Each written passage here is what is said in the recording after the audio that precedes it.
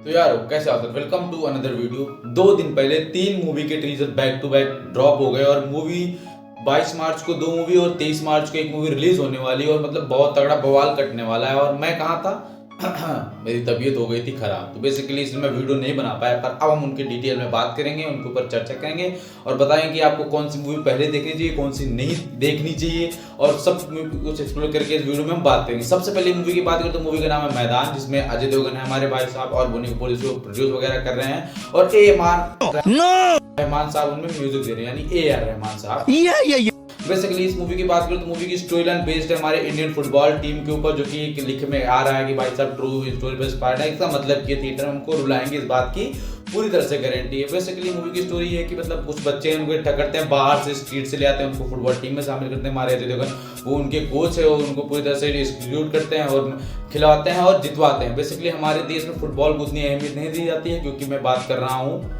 Cricket की, वो है पूरा इंडिया को टेक ओवर कर रखा है उसने, तो इसलिए फुटबॉल को उतनी अहमियत नहीं जाती। समझ लो कि क्रिकेट की सौतन है फुटबॉल।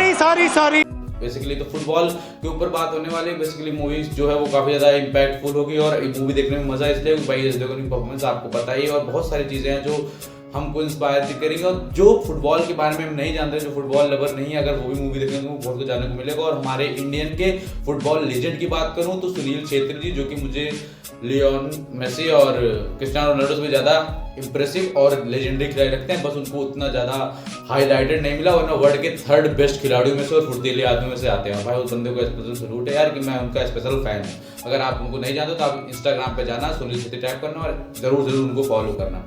नेक्स्ट ट्रेलर की बात करें तो उसका नाम है मडगांव एक्सप्रेस। बेसिकली 3 लौंडे यानी हमारे प्रतीक गांधी, देवेंद्र शर्मा और तीसरा एक हीरो, इसका नाम नहीं जानता क्योंकि शायद उसकी पहली मूवी हो सकती है ये। बेसिकली ये तीनों लोग गोवा जाने का प्लान करते हैं, मतलब बचपन से, आप समझ रहे हो, बचपन से गोवा जाने का प्लान करते हैं पर कभी जा नहीं पाते हैं। भाई दर्द ही मैं समझ सकता हूँ उनका। बेसिकली उनसे कहानी अपनी मैच होती है ना।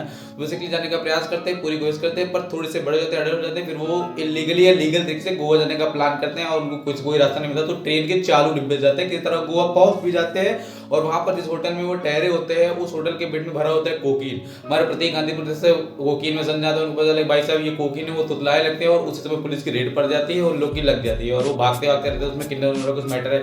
और आपने जो लुक देखा भाई साहब प्रतीक गांधी और हमारे देवेंदु शर्मा का, मतलब देख रहे भाई क्या बवाल लग रही है। दोनों लोग फीमेल ही लग रहे हैं कितना ज्यादा, मतलब एक गोविंदा भाई एंटी नंबर मूवी की तो वो मतलब समझ रहे हो कि मेल ज्यादा फीमेल लग रहे थे, वैसे इन्होंने भी रोल किया कि मेल ज्यादा फीमेल लग रहे हैं। बेसिकली मूवी बहुत ही ज्यादा कॉमेडी बेस्ड वाली है, इसका जॉनर काफी अच्छा होने वाला है, मतलब मजा तो आने वाला है। ये भी मूवी रिलीज हो रही है 23 मार्च को, तो आपको इसको देखना ही देखना कि भाई इसमें ट्रू लेजेंड है। आप समझ रहे हो, एक स्कैम वाले भाई साहब प्रतीक गांधी, वही जिन्होंने स्कैम 1997 की थी, वो है हमारे जो हर्षद मेहता का उन्होंने प्ले किया था, वही प्रतीक गांधी। और हमारे देवेंद्र शर्मा को कौन नहीं जानता है, सही वही है जो करी है मुन्ना भैया, हाँ वही देवेंद्र शर्मा। उनको अलग अवतार में देखने का मौका मिल रहा है और मजा तो आएगा कि भाई इस तरह का फ्रस्ट्रेशन वाला जो रोल है ना वो बहुत अंदर से नेचुरली लेके आते हैं, तो मजा आने वाला है। मैं इसको देखने जाऊंगा और आपको उसको देखना है। 22 तारीख को ये रिलीज हो जाएगी। तो इस नेक्स्ट मूवी की बात करें तो उसका नाम है सावरकर। बेसिकली ये मूवी बेस्ड होने वाले हमारे इंडिया के एक ट्रू लेजेंड के ऊपर। स्पेशल सैल्यूट यार भाई साहब रणदीप हुड्डा जी को, उन्होंने क्या रोल प्ले किया, मतलब पूरे तरीके से उतार लिया अपने अंदर और लेजेंडरी आदमी है सावरकर जी। उनके साथ एक्चुअली भारत में अन्याय हुआ, उन्होंने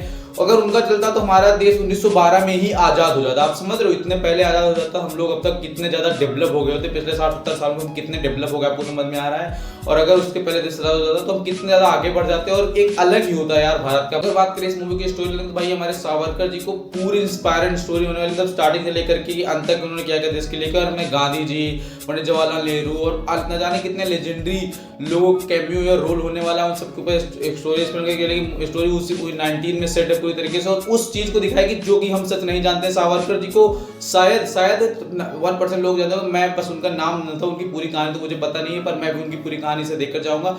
और मतलब वो ट्रू लेजेंड थे जिन्होंने आजादी की लड़ाई लड़ी थी और उनका चलता तो वो पहले चाहते थे, क्योंकि फिर गांधी जी बीच में आ गए और आप समझ रहे हो अहिंसा वाला लफड़ा आ गया। वो तो चाहते थे कि वो ऐसे बंदों को इकट्ठा करते थे जो अंग्रेजों को फाड़ कर खा जाए या फिर फाड़ कर खा के भगा दे भारत से बाहर। मतलब उनके पास एक ही मिशन था कि बस अंग्रेजों को देश से निकालने के तरीके से अहिंसा हिंसा उससे मैटर नहीं करता है। मैं कह रहा हूँ भाई अगले बंदों ने हमारे पर रूल करे थे, घोड़े मारे थे, हमारे पूर्वजों की तरफ से प्रताड़ित किया, तो क्या उन पर दया करना है यार।